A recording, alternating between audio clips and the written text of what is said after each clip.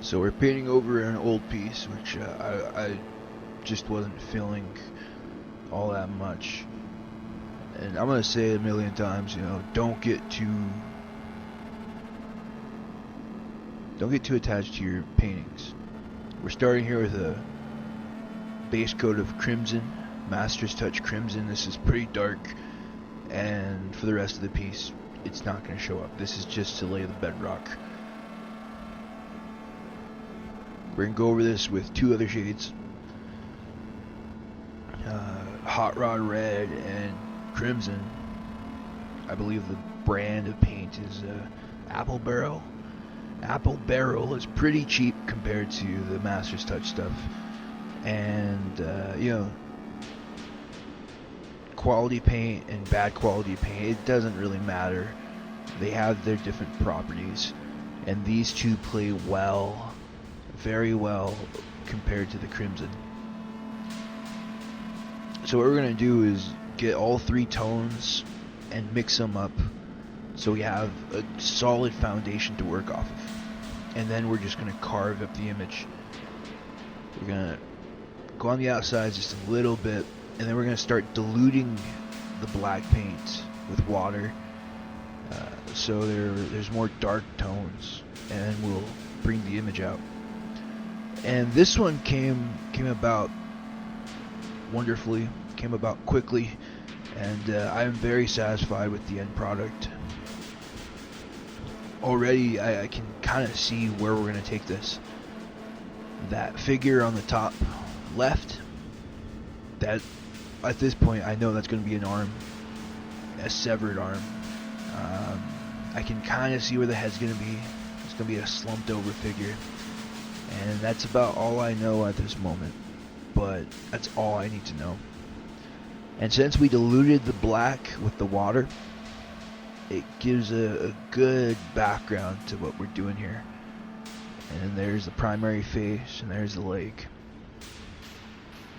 And now we'll just carve this thing out. So there's the hair on the side. We'll define that a little bit. Yeah, the bulk of the composition is done. I was just hammering out the details. What I like about these Apple Barrel paints, like I said, they're cheap. They're not good, but if you layer them enough, then like there are solid results. If you layer these paints, the paint gets brighter and darker. And, you know, if you looked at these, you'd think it was just couple of shades, and you're right. There we go. We're bleeding the black ink so it fits more towards the hair. Fits more towards the hair, so we have more dark tones.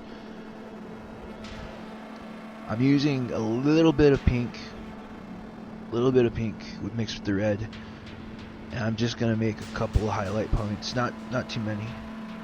Not too many. There's the teeth. Taking that cue from Francis Bacon. Need the teeth. Need the teeth. That's the foreground. That needs to stand out as much as possible. And where the hand ends up going, I also thought that could be a knee. Like this woman's. Like she's sitting in this uncomfortable position with knees cocked up all weird. I was also thinking about putting a hand on the right side, maybe like an outstretched palm with like a bird coming off of it. I was also contemplating putting some sort of bird on the thing's knee right there. I think it would have worked well enough, but I wasn't so confident in my bird making skills. I'm not sure what we're doing right there. Oh, right, yeah, no, that's I'm implying that there's a severed hand right there. That's what that's about. And at any point, I probably could have put more hidden details in the foreground, but we didn't go that route. this thing's basically done. There's the other hand. Yeah, this thing's pretty much done.